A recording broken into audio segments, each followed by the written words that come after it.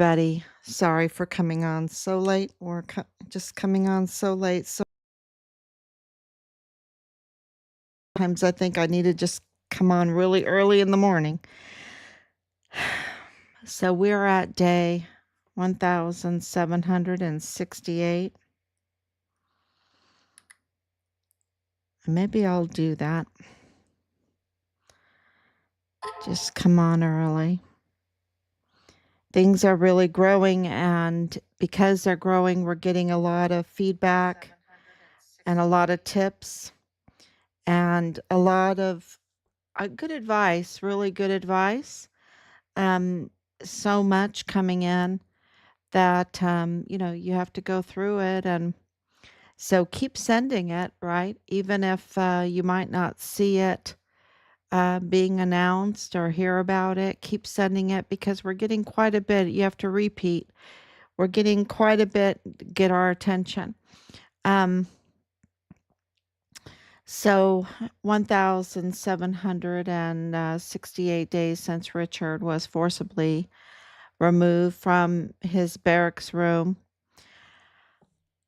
and his life was taken because he was a whistleblower. He was a witness to the criminal trafficking going on there in the El Paso borderland region.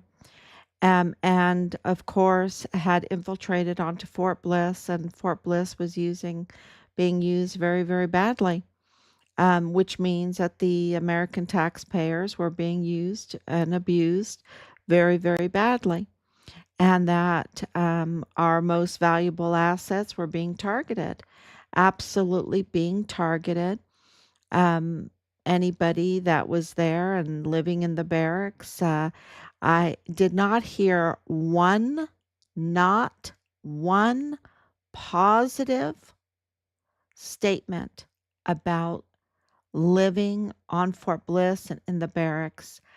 And I'm talking about huge violations of constant drunkenness, all kinds of substances, 14-year-old girl living in the barracks for 4 months, being sold constantly.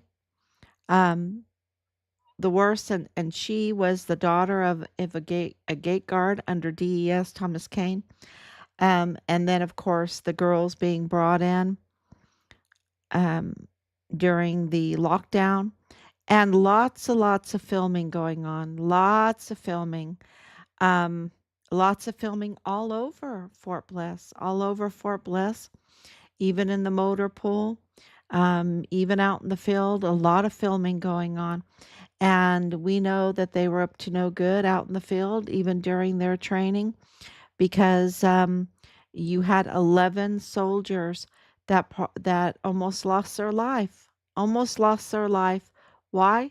Because they had a party out there during their training, and they were drinking grog. Grog is when you mix all kinds of very hard liquor together into one container. In this case, it was a C-lit, and they didn't really post that. We had to learn through other sources that it was a C-lit that had um, antifreeze in it, and that's how, because they drank antifreeze out in the field, they almost lost their lives. And being the wife of a physician assistant, you absolutely know that antifreeze is not good for you. It is really bad for you, and you do not recover from that easily. If you ever recover, you might always have some kind of problem, because it is just so damaging, so damaging. So, you know, and that's just the tip of the iceberg of what was going on. I didn't even mention the barracks being flush with weapons, and all kinds of other violations of the standard operating procedures. that, it's their obligation, the command's obligation, to make sure that the barracks are a place that you will want to live, that the soldier, our most valuable asset, will want to live. And recruiting is up right now. And these are sons and daughters that, when you join the military, you are not free. You cannot just say, oh, these barracks are entrapments. They're putting stumbling blocks in front of me. They're trying to compromise me. They're not a place I want to live. If you are that mature to say something like that, to understand that, you don't have a choice.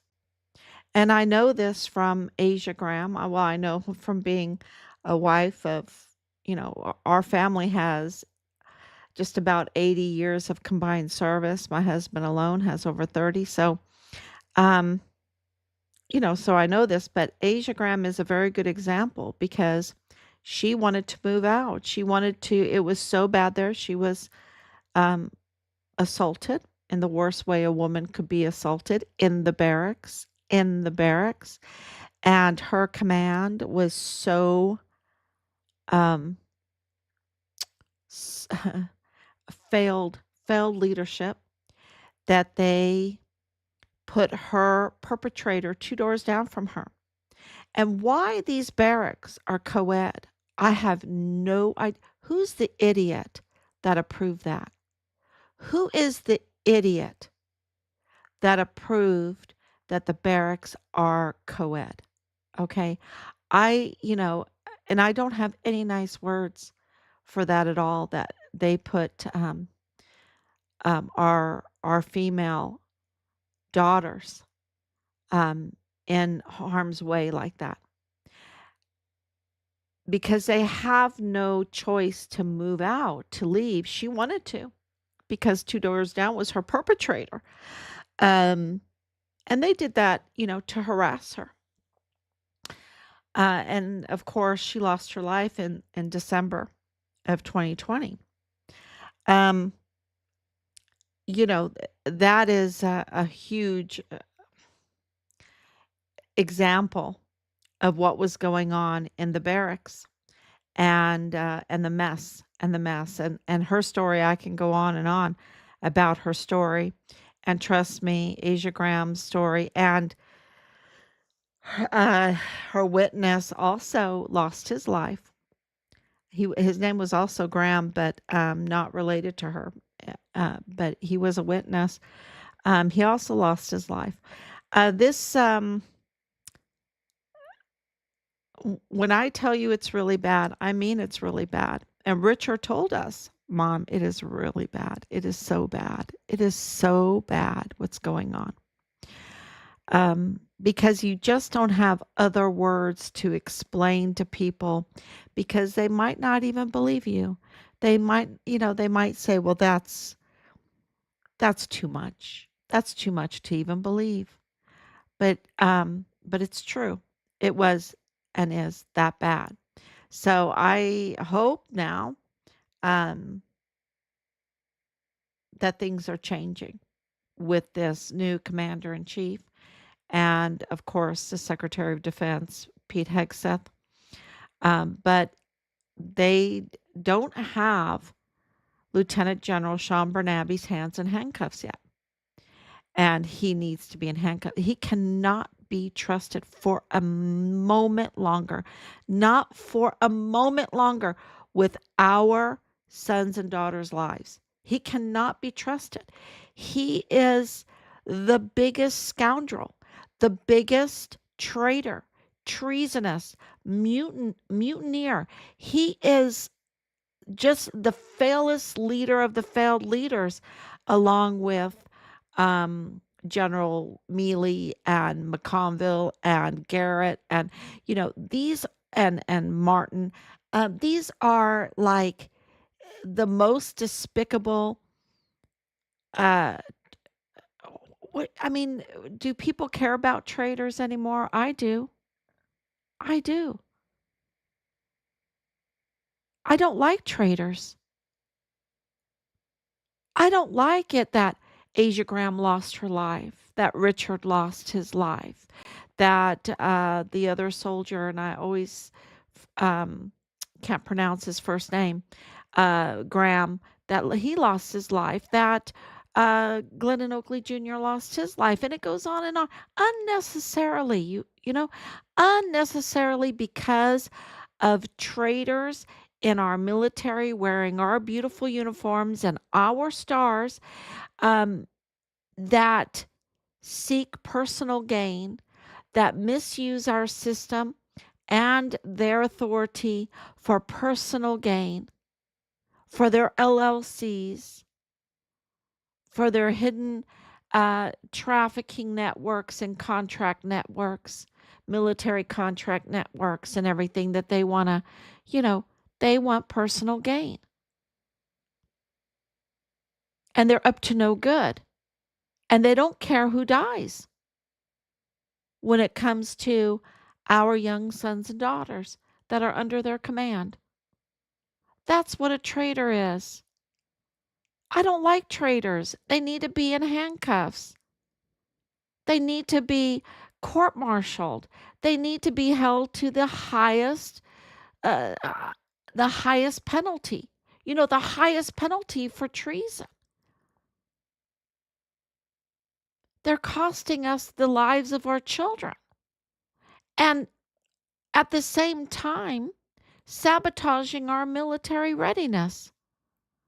Sabotaging our military readiness and breaching our national security, breaching the security of our military installations, fraud, waste, and abuse of taxpayer funds. I mean, the violations of their treachery goes on and on and on and on, pages long, pages long, because not only are they traitors in their day-to-day duties, but then in all these cases and to all the family members, they are absolutely criminals. Absolutely. And they endanger our entire country. No, I don't like traitors. I do not like Lieutenant General Sean Cardona Bernabe. He needs to be held accountable, and I'll let God deal with him.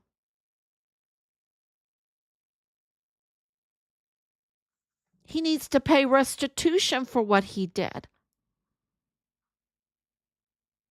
It's disgusting that he is not in handcuffs because the evidence against him, like Leilani Hart, like First Sergeant Ruggiero, now that's all coming out with Major General Clem Coward and Ruggiero using his wife and his wife, she was part of this. Gema Saboteur Ruggiero Qualler or whatever her name is. I mean, she is like on this all the time. You know why she's on this all the time? You know why she's trying to sabotage the investigation all the time? Because she has no other choice. The evidence against her is so bad, is so bad. She's a traitor. And she targets our young sons and daughters. And Ruggiero too. And Leilani Hart also. And they do the films. They do the films. Leilani Hart was caught with the worst type of films against children.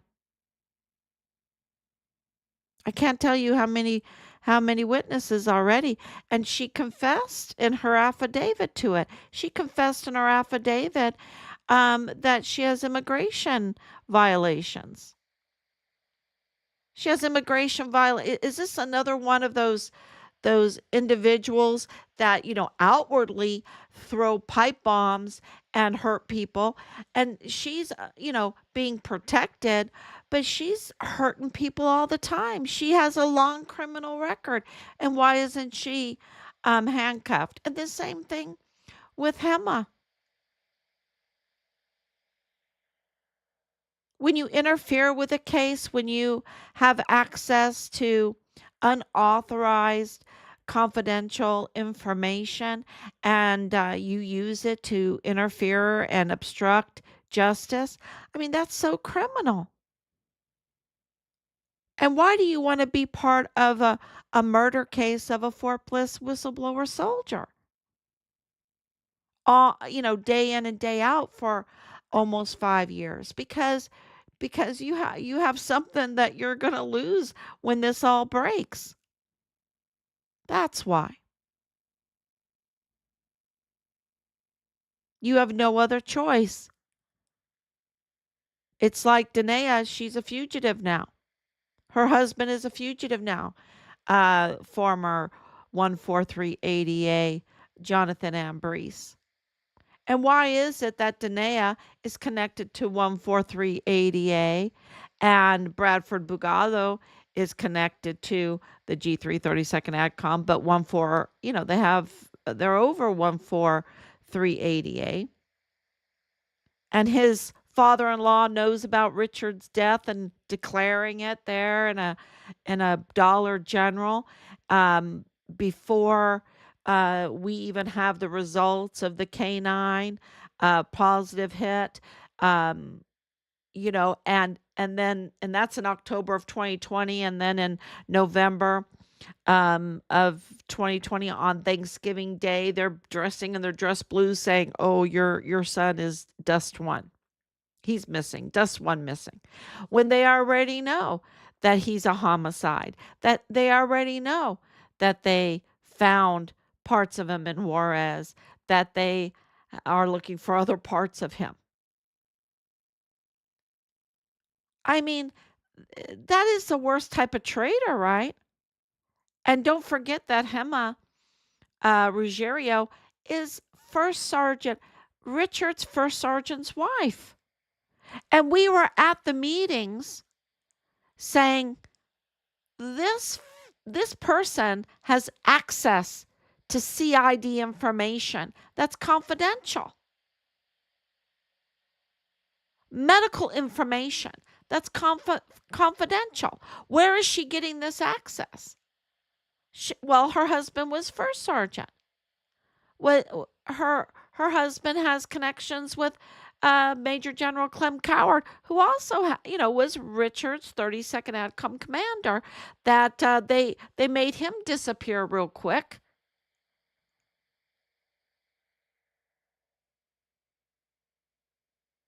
And they all have connections to Nidal Baem. Bradford Bugado's, he's the arms dealer. He's the arms dealer, Western Frontier Trading. He's the one that has a connection with Bradford Bugado, his son-in-law, in the G3 of the 32nd AdCom, who has then connections with the Mendenhalls, which are the big defense contractors.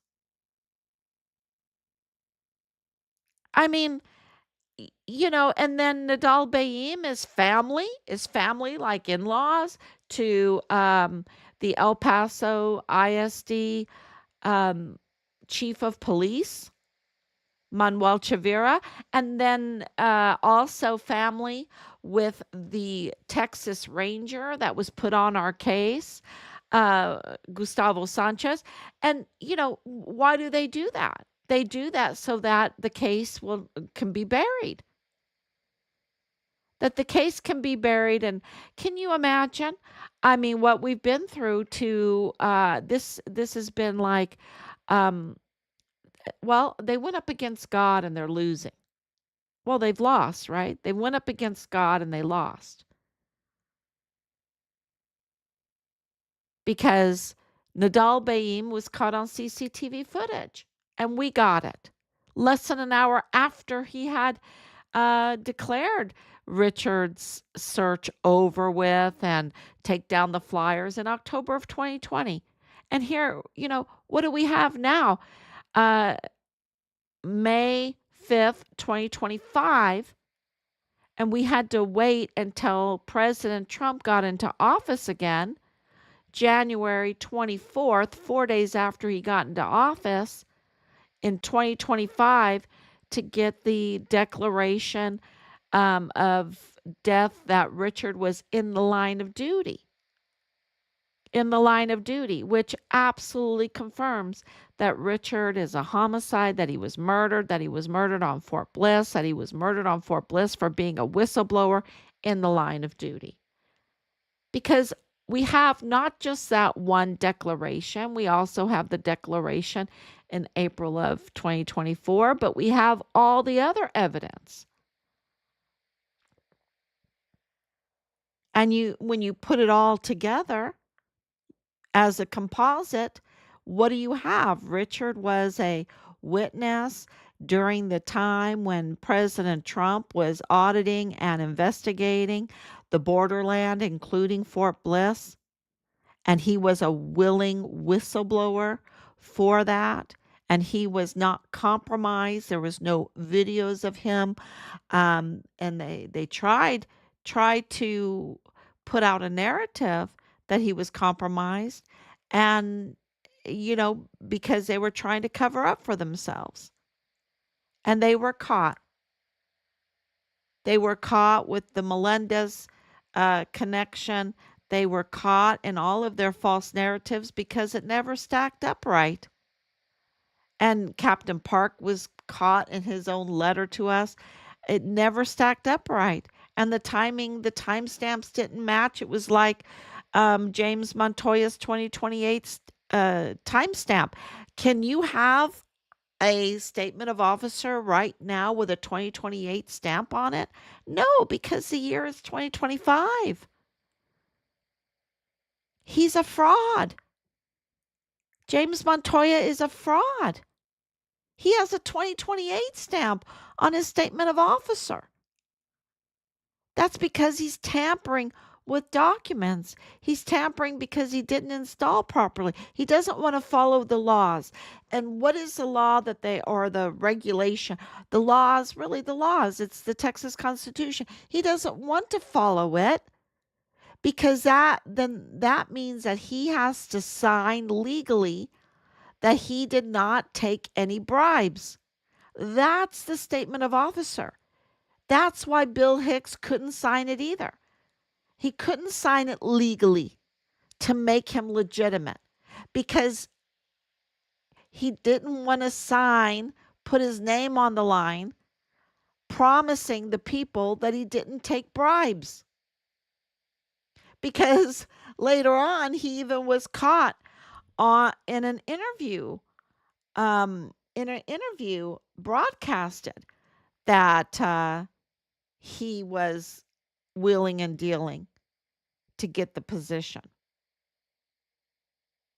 So, both of them are illegitimate. Both of them, what did they mess up on?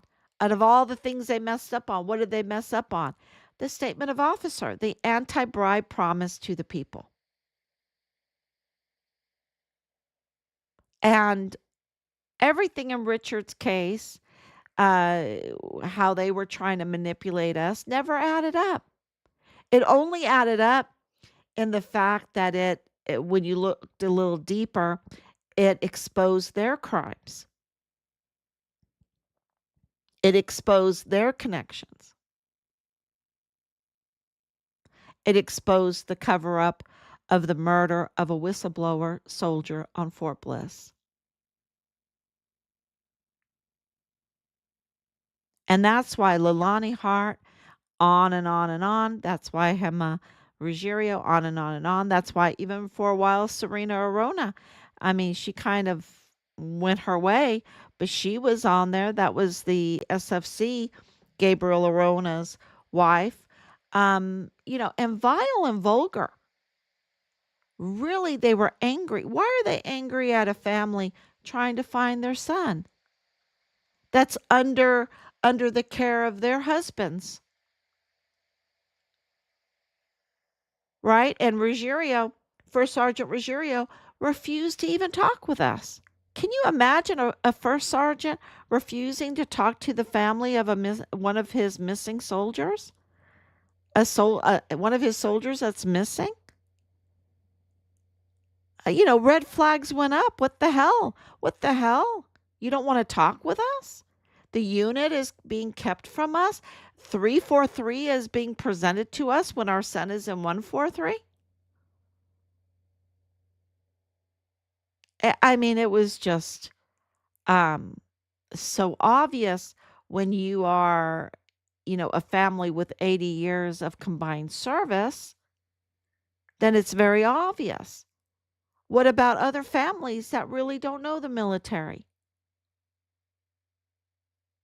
They get totally taken advantage of for this uh, inside um, military contract LLC and compromising with the criminal trafficking, compromising with the substances and the weapons and the bullets and the all the stuff they were selling. Um, and the child trafficking. I mean, you have uh, the child trafficking going turbo force using our military installation, our tax money to pay contractors like General Kelly, John Kelly. What a he is a scumbag, traitor, treasonous in the same what do you want me to call it, same mud hole as Bernabe. They are absolute scumbag traitors. And they do this fancy because they have the media's ear. The media is compromised, right? The media clearly, all these years, clearly the media is compromised, and so they will get like the likes of Texas Heart to talk about the Walmart mass shooting in the Dallas Morning News with Kachurga's husband. I mean, it's just so obvious. They manufacture these false stories to manipulate the politics, to manipulate people's minds, to do the little swirly things. So you won't look here, nothing to see here.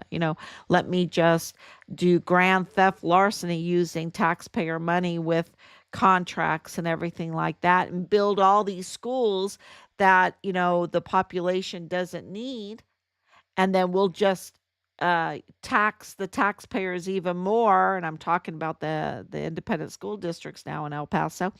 Let's just tax the taxpayers more to hire these fancy buses, these really nice fancy buses, not school buses, fancy buses, right? The fancy tour buses. And we'll go over to Juarez, to Mexico. We'll get children over there and bus them back, and we'll educate them in El Paso to fool the taxpayers that we really needed the schools, that we really needed those contracts. I mean, it's the same. It's, it just on Fort Bliss in the military, off Fort Bliss in El Paso in the ISDs, the contracts, because they know that Americans want the best for our children. And these traitors abuse the children in the biggest way and abuse the goodness of the American taxpayers. They're just fraudsters. They're just con artists, and they're treasonous traitors. And I don't like them. It's just like Rosa Maria Valdez Garcia. You got all these people sending money for the Walmart victims. Their hearts are broken at the loss of life. And you have scammers that will absolutely study all her life. Maybe not all her life, but she'll just study how to manipulate documents and courts and all of that to, um, uh, fake documents, right? And be an imposter so that she can collect what I think it was like $200,000.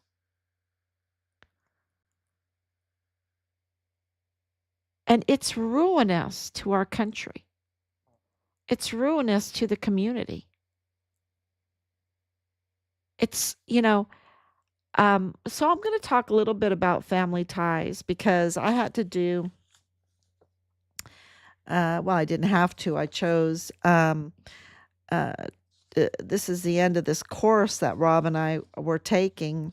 And we had to look at our family histories. And um, it's a Bible class, and you take a look at your family history. And I found some things that I thought were very, very interesting and very uh, why Richard was the way he was, that he was uncompromised, that he was very focused, that he knew what was right and wrong, and that he could withstand um, the entrapment because there were so many of them, right? Um, and it's very interesting to look back at my family and my great grandparents and my grandparents, and to say the values that we need to get back to the values that, because one of the things that I learned through this, and I kind of knew it, but I didn't realize the amazing extent of this. My grandparents were from the Volga River in Russia. Um, they were Germans. They were Germans. They were German farmers. They were brought to Russia to farm the land that was very fertile along the Volga River. And Catherine the Great had given them autonomy, saying, if you farm that land, um, we'll leave you alone. We'll leave you alone. We just want the fruit of the land, right? And they were Protestant, um, and we will allow you to have your religion in Orthodox uh, Russia, right? Orthodox Christianity Russia. And they did. They went there, and when Tsar Alexander II came on, he rolled back Catherine the Great's promises and agreement to the Volga Germans, and said, and this is very interesting, that they have to be Russian, that they have to convert to Orthodox Russian Christianity, that they would also have to be conscripted in the Russian army. So, in America, we don't have conscription right now, but in Europe, for many, many years, for many, many years, countries, and I know that Korea still does this, that they would have a 2-year conscription. That means if you're a young male, you would have to serve 2 years in the military. When you reach a certain age, maybe 18, 19, 20 years old, you had no choice. You had to serve 2 years. And so these were the conditions, the new conditions. They lost their autonomy. And my great grandparents then said, no, we're not going to do that, and got on a ship and came to the United States. They came to Scottsbluff, Nebraska. Now, why did they come to Scottsbluff, Nebraska? Because Scottsbluff, Nebraska had sugar beet farms, and they needed Germans to do this hard labor. And it was the Volga Germans, for the most part, almost all Volga Germans, I think at least 60% Volga Germans, that were doing the sugar beet farming, and the very hard labor with that, in Scottsbluff, Nebraska. So, but they had their church, they had their community, they didn't have conscription, and of course, my grandmother was born there in Scottsbluff, Nebraska, and my grandfather, he was German. He was in this amazing choir in Schierstein, the Schierstein Singers choir. He was a plumber, and in World War I was very, very tough. The 1923, I believe, the Weimar Republic, when they had super hyperinflation of their money, it was a very bad time, which brought in Hitler, to Germany, the Dritte Reich. And by 1930, almost 1930, I would say 1928, 29, my grandfather finished his plumbing, and but couldn't get a job unless he joined the party, right? So the politics got in the way. And he said, no. He said, I'm going to the United States. I hear there's a bunch of Germans and my cousin in Scottsbluff, Nebraska.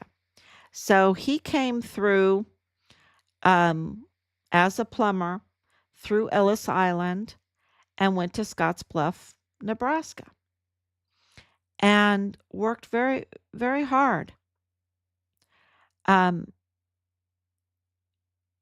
They wanted a better life. And so my great-grandparents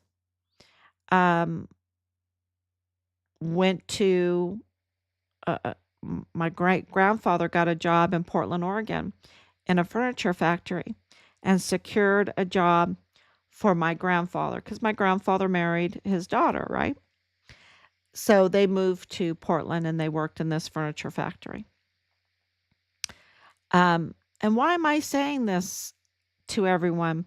When World War II came, my grandfather, being German from Schierstein, was put in an intern camp for 3 years with some Japanese. They didn't want to take a chance with, spies and all of that stuff. So he was in there. There were many people in that intern camp for 3 years, mainly Germans and Japanese. And he never said a bad word about it, Never said a bad word. He totally understood Americans and war, and he loved the country so much. And what am I saying? Why is it that these traitors that we give everything to, that are given these things because of our ancestors that came over, and I can give you lots of examples, even on my husband's side, that came over and worked very, very hard, and they didn't have all of these promises that immigrants have today, or even the illegal migrants, what they were getting, And we would never, why are we letting these cartels and these really evil criminals like bullies like Leilani Hart and Gema Saboteur, why why aren't we arresting them? Why are we putting up with this garbage? I mean, you don't want to lose your family member. I mean, we lost our son. Why are we putting up with this when we, want to build this country? And the wealth of this country is from many different people from many places in the world, from the Volga to China to Japan to Mexico to, uh, you know, uh, natives. And you can, go on and, there's all kinds of narratives out there, right? All kinds of narratives out there. Um, but the fact is that we're a very, very successful country, a very prosperous country. And that's why we're targets to these traders. They couldn't get away with this in other countries because there's no wealth there. There's not the millions and billions of dollars. I mean, where are they bringing in um, all of this evil stuff to compromise us so that they can money launder, right? So that they can money launder. Where are they taking these weapons, right? We know that um, Ukraine, over 50% of the weapons that we were supposed to be sending to Ukraine was going to the Mexican cartel. Where is that going now? Is it going to the Mexican cartel? And why does it want to go to the Mexican cartel? Because they're in the web of the CCP. And clearly there's something going on between the United States and the CCP. Clearly. And because all this is coming out, you got the warmongers. Our own senator is a total warmonger going to Ukraine and, um, you know, patting Zelensky on the back. Makes you wonder because he had no intent at all into helping find Richard Halliday or justice for Richard Halliday or the Halliday family. But he wants to send your sons and daughters that are like Richard to more and more wars. He's a warmonger. That's not our war. Ukraine, Russia is not our war.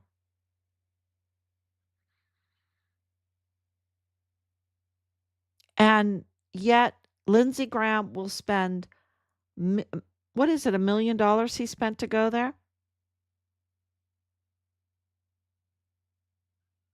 But he won't lift a finger for a whistleblower soldier that was murdered, reporting criminal trafficking, which includes children, in El Paso borderland.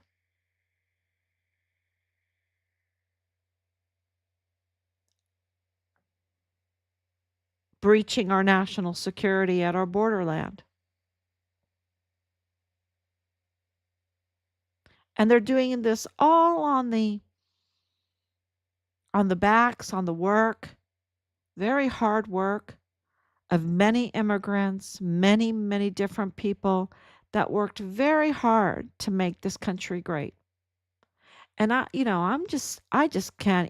can't even stand these traitors.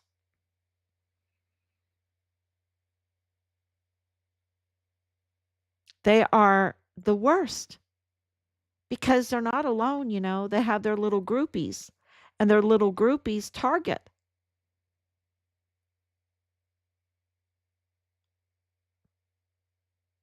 You think Bernabe's alone? No, he has Kyla Cardona. They're little groupies with I love crack Eric Johnson with the CBP border guy, uh, Christopher Meisner. R.I.P. R.I.P. With the JAG. With the JAG. Oh my gosh, the JAG. The JAG is the worst, right? And they're always, they're not mentioned. And they are just the worst.